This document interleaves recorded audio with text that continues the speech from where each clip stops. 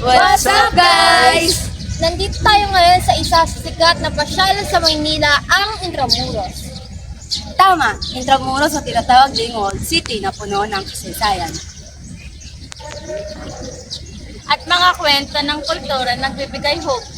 Tama ba? Okay.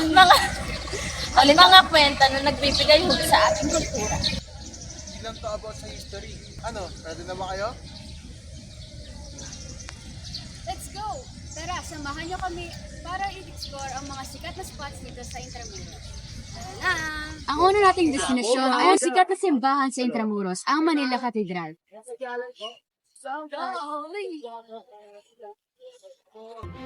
Ang Manila Cathedral Basilica nakilala rin bilang Cathedral Basilica ng Immaculadong Concepcion. Ito ay kilalang simbahan ng Katolikong Romano na matatagpuan sa Intramuros na siyang dapat pinakaunang puntahan kapag bibisita sa Intramuros. Hello guys, bibili ako ng taho. Kasi nga sa Intramuros tayo. Yung mga sarap ng pagkain dito. So, kuya, magkano po isang taho, kuya?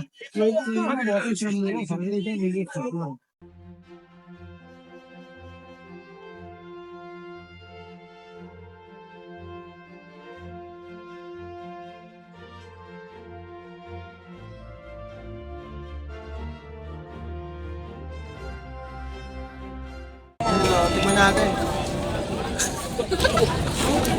So ngayon, bibili tayo ng sorbetes. Magkano po, te? 30. Pabili nga po.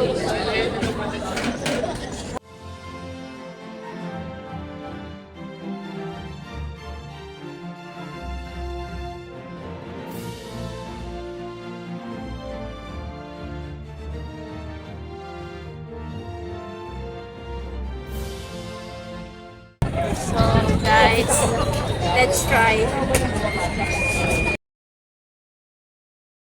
So ngayon guys, we will go to Memorial. So doon po makikita natin kung sino po yung mga ulit. Pwede na. So ngayon guys, pupunta kami sa may Memorial.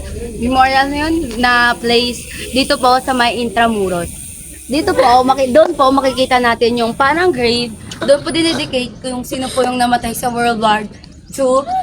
It consists 100,000 people. Men, women, fetus, infant, children. Ayun po yung makikita natin doon. Makikita din po natin doon yung time capsule na bubuksan sa 2045. Oh, Let's go guys!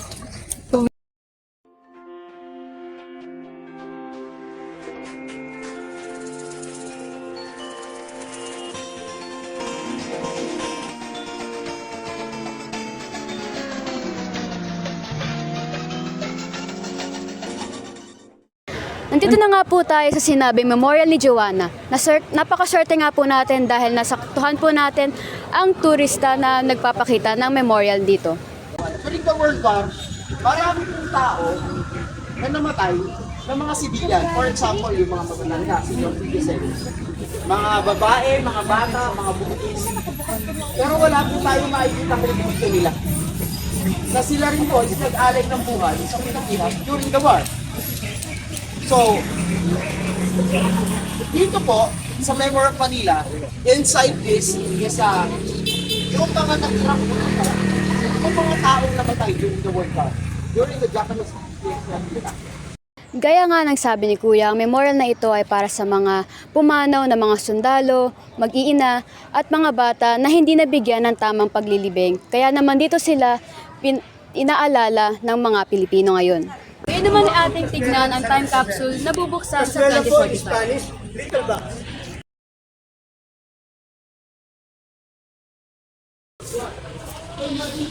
Ayan ang time capsule to be opened on February 18, 2045. So ayun po yung time capsule sa likod. Pabubuksan po yan 2045. Sana buhay pa 20 tayo. years, 20 years from now. So I'm 16, turning 17 this year. So, Ano, 27. 37. 37. I'm 37 na. Ako 36. Kayo, ilang taon na kayo nun? 30 na ako nun. Ha? 30 na ako nun. 30? 30? Ilan taon ka lang ngayon? 10? Uy, 28 ka rin. 28 na ako. Hindi oh. 20 years from now, 18, 38. 38 pala. Oh my God, sorry. 38. So ngayon, may nandito kami, may store dito.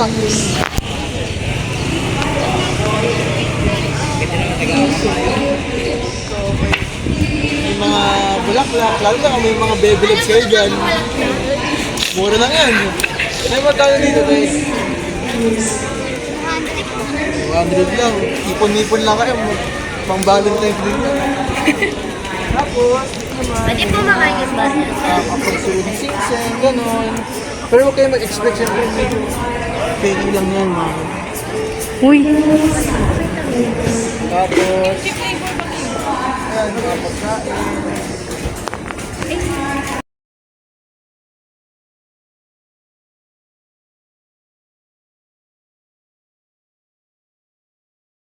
At yun na nga guys, hinapakaman ng ating nakalat.